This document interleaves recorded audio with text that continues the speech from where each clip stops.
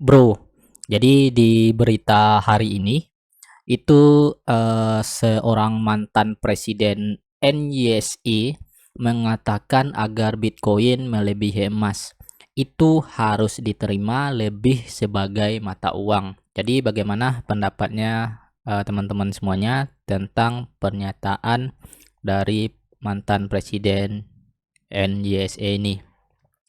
Nah, jadi pada tanggal 24 Juni kemarin itu CEO Peer Acquisition Corp dan mantan presiden New York Stock Exchange atau NYSE itu Thomas Farley membahas masa depan Bitcoin dan emas di siaran CNBC Quackbox ya. Farley optimis tentang aset kripto terkemuka, tetapi dia tidak percaya itu akan melampaui kapitalisasi pasar emas senilai 10 dolar triliun kecuali itu bentuk mata uang yang diterima.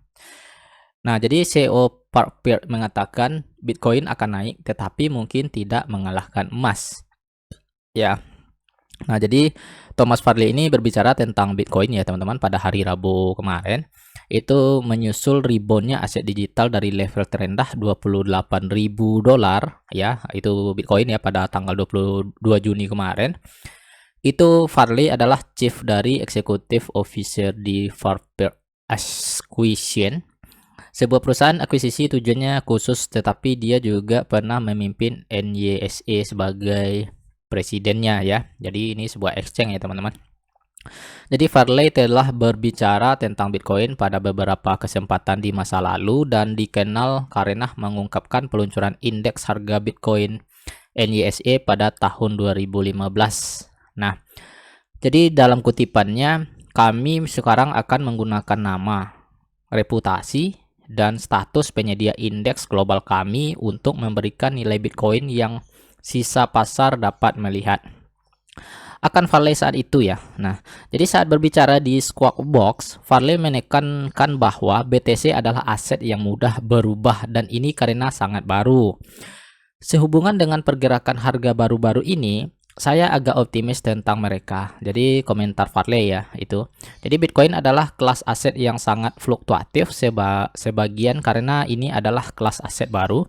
Dia menekankan Farley tidak berpikir bahwa BTC tidak akan naik atau bahkan turun dalam jangka panjang, tetapi dia masih percaya.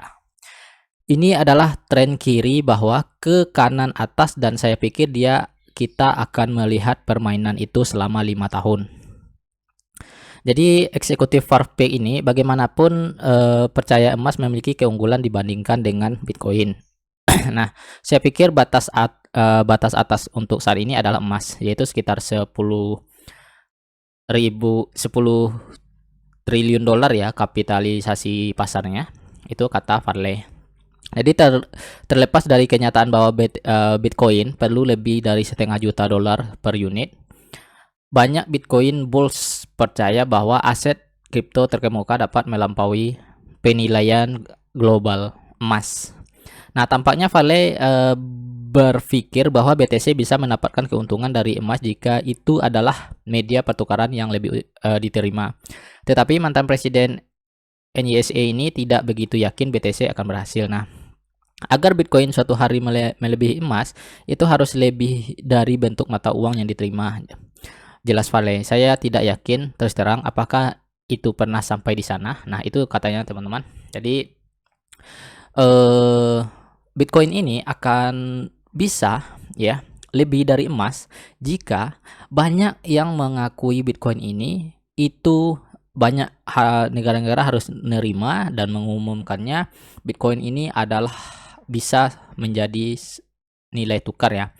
Mungkin saat ini belum ya, suatu saat pasti akan terjadi. Bukan pasti, tapi bisa saja akan terjadi karena seiring berjalannya berkembangnya teknologi, tentu nanti alat tukar tidak lagi secara tunai ya, tapi secara transfer ya, berupa digital angka-angka saja, dan mungkin secara kripto ya, dalam bentuk kripto, dan mungkin bukan hanya BTC saja ya. Jadi BTC ini sebagai induknya saja ya, teman-teman. Nah, oke, itu aja sih. Bagaimana pendapat teman-teman tentang tentang mantan presiden NYSE ini. Oke, sampai jumpa video berikutnya. Terima kasih. Salam to the moon. Bye bye.